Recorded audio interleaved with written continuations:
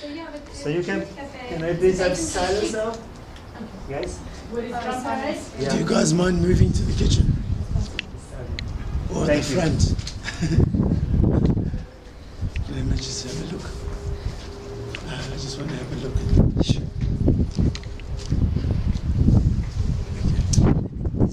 This first question, what were your expectations before you came back home? Yeah. And general impression, Negative. almost the same. Yeah. But I will just ask everything of that and you talk about. Or? Yeah, sure.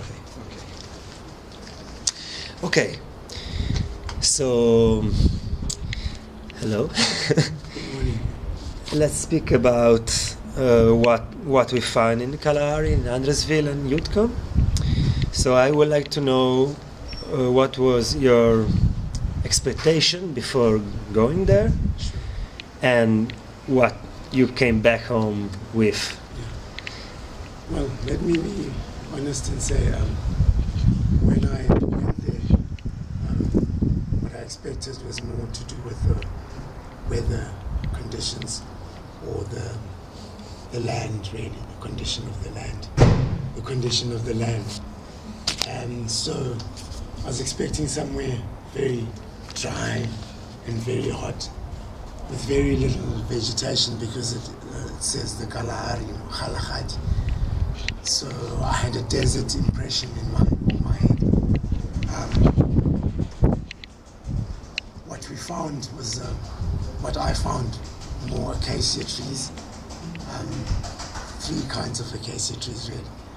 And well, I know that in the desert, you have plants that grow there that have adapted to the area. So I was happy to find the melons, which I'd read about before I went there, the Zama melons. I didn't expect to find things like hodia and that, but cactuses and things like that, and quite a few succulents I expected. I didn't expect to find the morogo that I know from Limpopo, but I was quite happy to find that also. Furthermore, I never really go to places with an expectation until I really see what's available around there. So we always look at what is available before we expect anything. So we found that there was also a water challenge, because the water was it was all right to drink, but you could taste the salt in it. And we further found out that there was also lead in the water, also higher than the normal lead content. I don't know too much about water, but I'm expecting that to be a bit of a problem. I mean, even in fuel, you're trying to extract the lead out of it. Also, we found community challenges in the social structure of the community. Also found something quite interesting, that in the ownership of the community land, one was not allowed to individually own the land, which is quite an interesting concept for us, because where we live, land is owned individually. Each family will either buy a piece of land or buy the home. And you could also move in the community, so long as you didn't set up a permanent structure, they say, which is quite interesting, which I'd like to find out more about. And because I'm more an urban agriculturist, so obviously I was looking at things like, do they have any fruit gardens that they have for themselves? Do they make any fruit for themselves? As opposed to buying, because, well, for me, I grow my own vegetables, so I'm kind of always expecting that, because it saves a lot of money, it saves costs. So, of course, with the water challenge, gardening will also be a challenge, because I also believe they have a challenge also with the livestock, and they share their water with livestock. And also with the livestock, there's a challenge of grazing land, because in a small space, your animals could end up overgrazing and not giving enough time for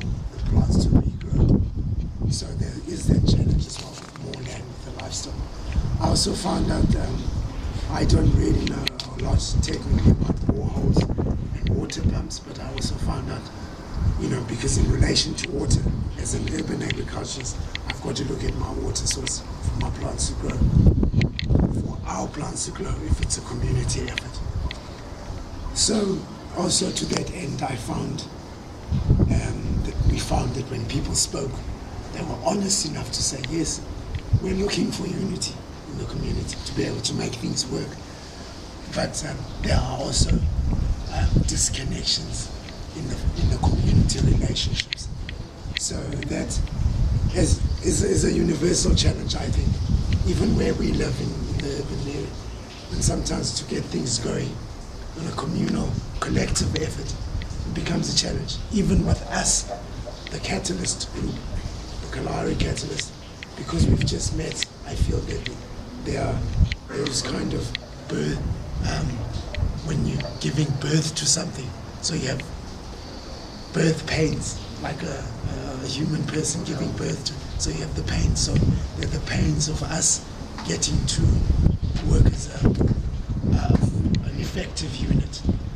I also realized from the people in the Kalahari that all of them are brought together by a commitment and a concern for community and for self-production in community, as I found out with the group. Yeah.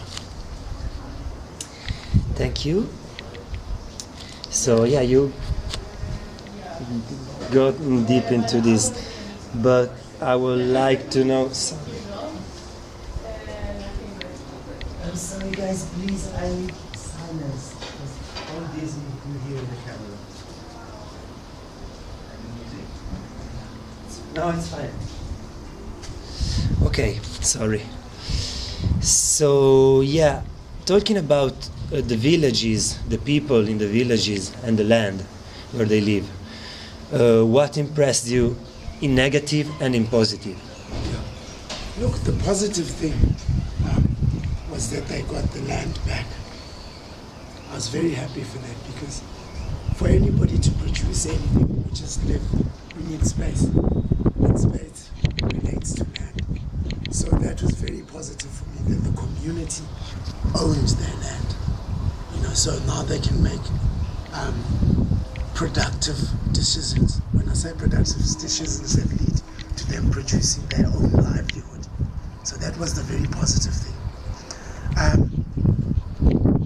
The negative things I found are, as I imagine, the usual negative things that we found.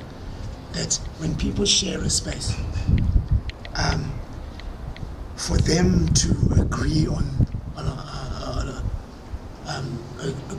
a lot of things that are related to the land, it's a great challenge, and it came through from the people, as they said, and some of them also, of course, having lived on the land before, know how to work the land. So there's also the challenge of people who know and people who've just come into the space. People that didn't live there, but are community members who live far away to get back there. So there seems to be that stage now where they all have to sort of become a unit. The negative, very negative thing is I didn't see the young men of the village, the settlement, the community. I didn't see any of the young men. When I say I didn't see them, they didn't come to our engagements with the community. Even the one youngster that did come at some point, he was just there, hovered around, and then he left.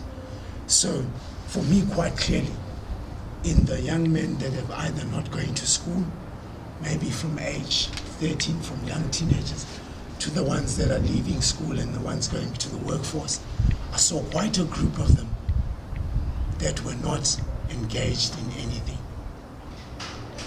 None of the community engagements were there, and I saw them loitering around the shop area, mostly drinking. And I mean, to put it bluntly, I saw one evening when we went home, he was holding onto a fence, he was so drunk. Even the guys that I connected with, like Pete or that other Rasta guy, they all seemed to want to have a drink at some point. And I don't want to judge and say it seems quite excessive a bit, but when you can't talk to somebody because they're repeating things because they're drunk, it is a problem. I mean, I'm annoyed with my own self when I'm drunk, so I try and escape from people and go and sleep or something. So the young men, they're missing. I mean, Dirk was the only one, really. Maybe because he went outside and came back. But because we could relate. Okay. So the last question is, would you like me to talk? You already talk about it, but if you would like to talk more about the plants, the local vegetation, the animals. Of course. Look, as I say, the way we've been working in Africa, urban agriculture is try and grow what is available there. If there's food plants there, grow those ones there because they're more adapted to the area. I found that with their food plants like the tama, they can use it both for eating and also medicine. We're fortunate enough to go to the medicine plant production place where they keep seeds and also extract oils and things. So it's a good resource in the community. I do feel also, because they buy vegetables from the shop, there was even a small selection even of the vegetables that I'm useful. For instance, fruit. I only could get a banana and an apple. You know what I mean? Where there's a wide range of things. So without bringing in more stuff, but if there's a limited resource of food in the area, we'll bring in things that also don't need a lot of water. They do need food production. They've got a little garden that was happening, which is very positive. I saw some bean shoots. I didn't see any compost making, sort of like investing in the soil. Because that's what you need to do to get good food. You need to feed your plants good food, and that you can only do by compost. And I was quite disappointed with myself because I work with worms also, that I didn't bring a box of worms, something which is very small, but the worms reproduce themselves and there's enough compost in the area. So I do feel that to enrich the soil, and also of course that is related to the water challenge that we have. We also did have some good rains whilst we were there. Okay, thank you. I don't know if, yeah, you're talking about the garden day restart. So the techniques they use, there are simple techniques. They don't use any special thing. So even relating to mulch, so they were just growing the soil in the sun. That is really hard for the plant. Yeah. Sure. So yeah, I don't know. Maybe the knowledge they have about growing could be increased. For sure.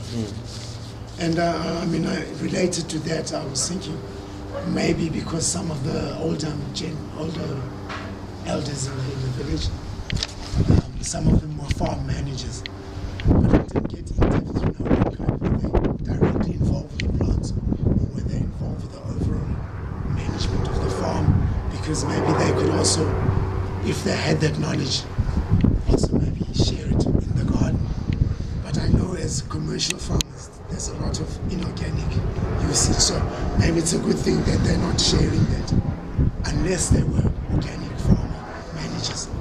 So, and as you say, also things like mulching, protecting the soil, less water evaporation, those simple techniques, which is something we have to share with them because we do it on a daily basis.